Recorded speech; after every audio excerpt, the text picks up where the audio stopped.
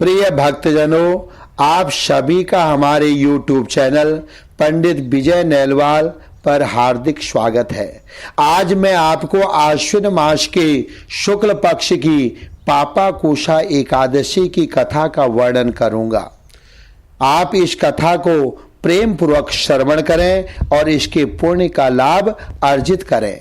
बोलो एकादशी मैया की जय। सर्वप्रथम मैं आपको 26 एकादशियों के नाम का वर्णन करूंगा।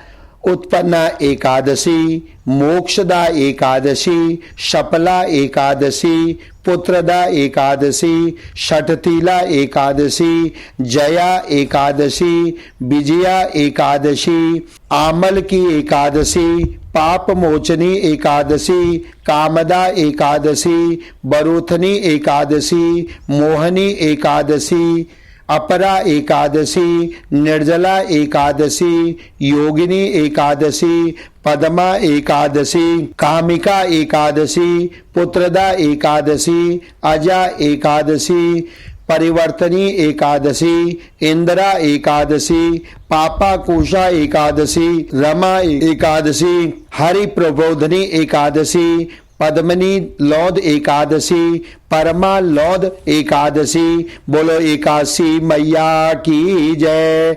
बोलो श्री हरि विष्णु भगवान की जय। एकादशी का व्रत दशमी की शाम से द्वादशी की सुबह तक निर्जल और निराहार रहने पर पूर्ण माना जाता है। दशमी की शाम को खाना खाने के बाद मुंह को भली प्रकार साफ कर लें, जिससे कोई भी अन्न कण दांतों में फंसा न रह जाए। रात्रि को भूमि पर शयन करें और एकादशी को प्रातःकाल ब्रह्म मुहूर्त में उठकर नित्य कर्म और पूजा आराधना के पश्चात विशेष रूप से भगवान श्री हरि विष्णु की विधिवत पूजा और आराधना करें। पूरा दिन भगवान के पूजन, कथा, श्रवण, भजन आदि में बिताएं और ओम नमो भगवते वासुदेवाय का जप करें। भगवान का भजन, कीर्तन, पूजन आदि क्रियाएं करने से भगवान श्री हरि विष्णु मन वांछित फल की प्राप्ति करते हैं। बोलो श्री हरि विष्णु भगवान की जय। पापाकोशा एकादशी महात्म्य। युधिष्ठिर जी ने आदर पूर्वक श्री कृष्ण भगवान जी को नमस्कार करके कहा कि हे जनार्दन, हे केशव, हे माधव, हे नारायण, हे गोविंद, आश्विन मास के शुक्ल पक्ष की एकादशी का क्या नाम है? अब आप कृपा करके इसके व्रत की विधि और उसका फल कहिए। भगवान श्री कृष्ण ने कहा कि हे युधिष्ठिर, समस्त पापों को नाश करने वाली इस एकादशी का नाम पापाकोशा एकादशी है। इस दिन मनुष्य को विधि पूर्वक भक्त वत्सल भगवान पद्मनाभ की पूजा करनी चाहिए। यह एकादशी मनुष्यों को मन वांछित फल देकर वैकुंठ की ओर प्राप्त कराने वाली है। मनुष्य को बहुत दिनों तक कठोर तपस्या करने से जो भी फल की प्राप्ति होती है, वह फल भक्त वत्सल भगवान गरुड़ध्वज को नमस्कार करने से प्राप्त हो जाता है। जो मनुष्य अज्ञानवश अनेक पाप करते हैं परंतु नित्य श्री हरि को नमस्कार करते हैं, वे नरक में नहीं जाते हैं। श्री हरि विष्णु भगवान के नाम के कीर्तन मात्र से संसार के सब तीर्थों के पुण्य का फल प्राप्त हो जाता है। जो मनुष्य भक्त वत्सल भगवान श्री हरि विष्णु के शरण में जाते हैं, उनको कभी भी यम यातना नहीं भोगनी पड़ती। जो मनुष्य वैष्णव होकर शिव की और शैव होकर विष्णु भगवान की निंदा करते हैं, वे अवश्य ही नरकवासी होते हैं।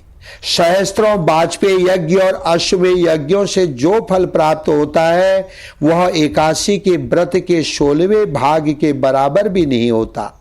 संसार में एकादशी व्रत के बराबर कोई पुण्य नहीं, परंतु इस पापाकोशा एकादशी के समान पवित्र तो तीनों ही लोकों में कुछ भी नहीं है। जब तक मनुष्य पद्मनाभ भगवान की एकादशी का व्रत नहीं करते, तब तक ही उनकी देह में पाप निवास कर सकते हैं। यह एकादशी स्वर्ग, मोक्ष, आरोग्यता, सुंदर स्त्री, अन्न और धन और पुत्र प्राप्त कराने वाली है। इस एकादशी के व्रत के बराबर गंगा, गया, काशी, कुरुक्षेत्र और पुष्कर भी पुण्यवान नहीं है। इस एकादशी का व्रत और जागरण करने से मनुष्य श्री हरि विष्णु भगवान के विष्णु पद को प्राप्त होता है। हे राजेंद्र, इस व्रत के करने वाले 10 पीढ़ी मातृपक्ष और 10 पीढ़ी पितृपक्ष के सभी पितरों का उद्धार हो जाता है। वे स्वयं भी दिव्य देह धारण कर चतुर्भुज रूप हो, पीतांबर पहन और हाथ में माला लेकर गरुड़ पर चढ़कर श्री हरि विष्णु भगवान के बैकुंठ लोक को जाते हैं। हे राजन, इस व्रत को करने से पापी मनुष्य भी दुर्गति को प्राप्त न होकर सद्गति को प्राप्त होता है। आश्विन मास की शुक्ल पक्ष की इस पापाकोशा एकादशी को जो व्रत करते हैं वे अंत समय में श्री हरि विष्णु भगवान के बैकुंठ लोक को प्राप्त होते हैं तथा समस्त पापों से मुक्त हो जाते हैं। सोना, तिल, भूमि, गौ, अन्न, जल, छत्री तथा ज्योति दान करने से मनुष्य यमराज को नहीं देखते हैं। जो मनुष्य पुण्य कर्म और एकादशियों के व्रत के बिना जीवन के दिन व्यतीत करते हैं वह लोहार की भट्टी की तरह श्वास लेता हुआ भी निर्जीव के समान ही है। निर्धन मनुष्यों को भी अपनी शक्ति के अनुसार दान करना चाहिए तथा धन वालों को सरोवर, बाग, धर्मशाला, गौशाला, मकान आदि बनवाकर दान करने चाहिए। ऐसे मनुष्यों को यम का द्वार नहीं देखना पड़ता तथा संसार में दीर्घायु, धनाढ्य, कुलीन और रोग रहित रहते हैं।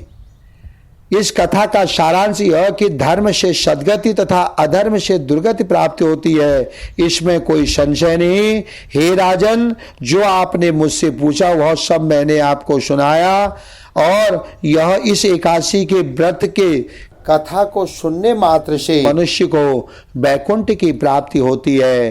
बोलो श्री हरि विष्णु भगवान की जय।